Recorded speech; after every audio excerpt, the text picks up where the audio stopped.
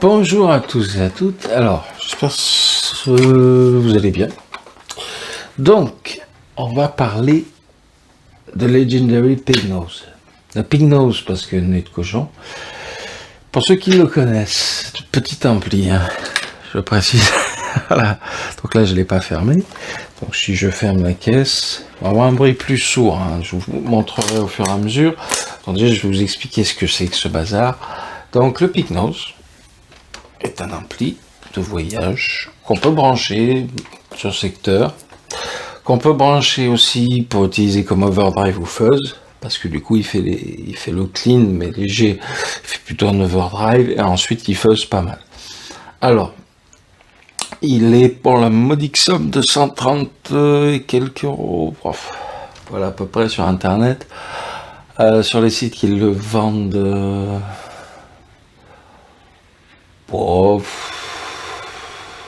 Amptoman, déjà, je suis sûr qu'ils l'ont.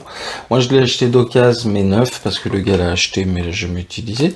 Donc, il a plusieurs utilisations différentes. Il est légendaire, pourquoi?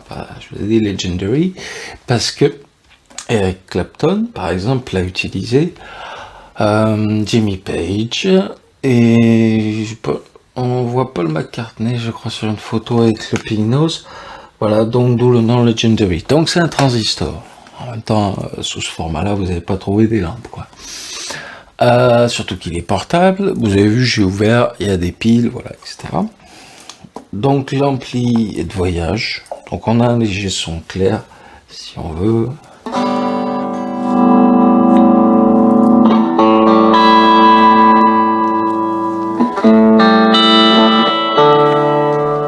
On peut l'utiliser, mais c'est pas le but de cet ampli. Le son clair est vraiment pas le but à atteindre. Alors, hop.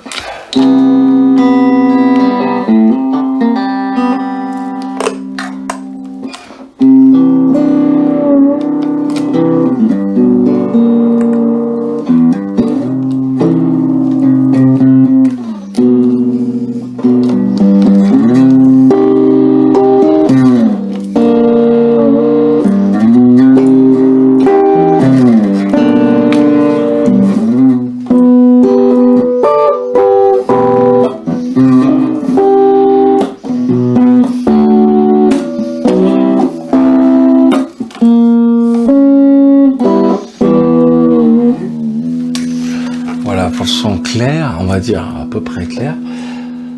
Pour continuer un petit peu avec le Pig Nose, on va faire un test simple, c'est-à-dire que s'il y a tant d'artistes qui l'ont utilisé, c'est parce qu'ils ont mis un micro devant.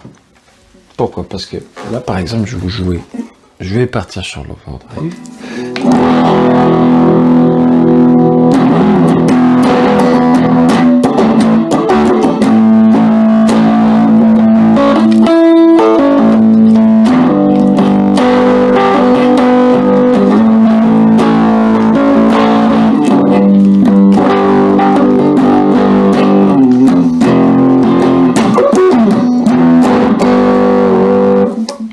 Par exemple, et si j'ouvre la trappe,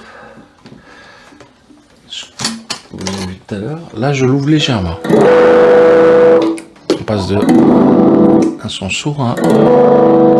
J'ouvre, le son va changer, l'amplitude va se modifier. Donc,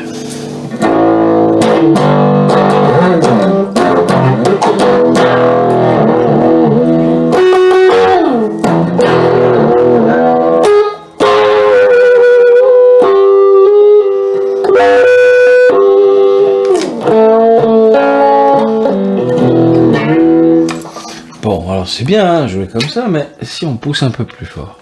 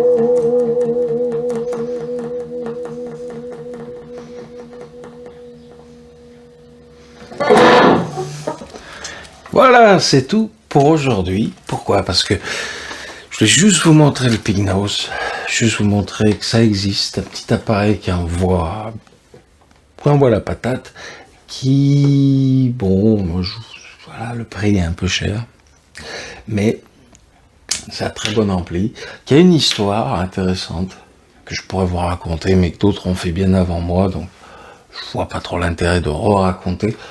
Préciser que c'est un groupe aux États-Unis qui a acheté un kit pour faire un ampli transistor. Ils ont pris une boîte de cigares, ils ont collé ça dedans, voilà, et ça faisait un petit ampli comme ça.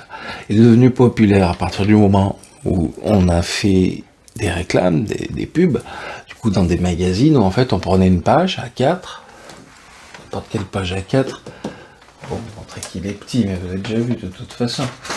Donc voilà, en gros sur une page comme ça, ils ont mis la photo du Pignose et ils ont marqué l'ampli fait cette taille-là. Vous achetez ceci. Donc les gens ont beaucoup d'engouement pour cet ampli, les gens de l'époque et même de notre époque à nous. Parce que voilà, quand on écoute du Led Zepp, qu'on écoute un peu de tout ça, il y a du Pignose des fois dans certaines chansons. Je ne suis pas spécialiste de là où ils l'ont utilisé, mais que ce soit les 3 personnages que je vous ai cités, Eric Clapton, Jimmy Page ou encore Paul McCartney, on les voit en photo avec, etc.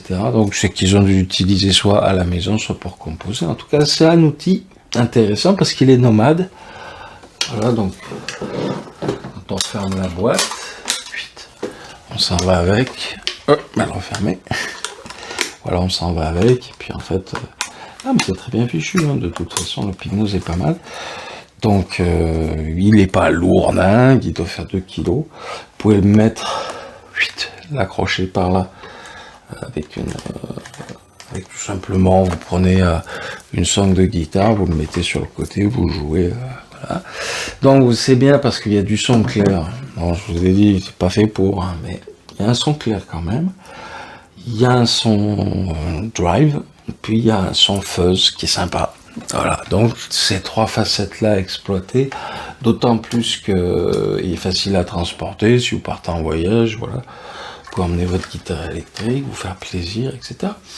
Alors, il n'est pas réservé que pour la guitare, il est réservé aussi pour tout type d'instrument. La guitare est plus...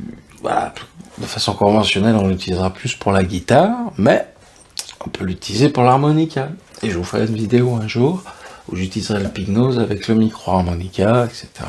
Et là, vous verrez un peu la différence que peut avoir un petit, c'est un 5 watts hein, à peu près. Donc, un haut-parleur 5 watts avec du drive derrière, ce que ça donne à l'harmonica.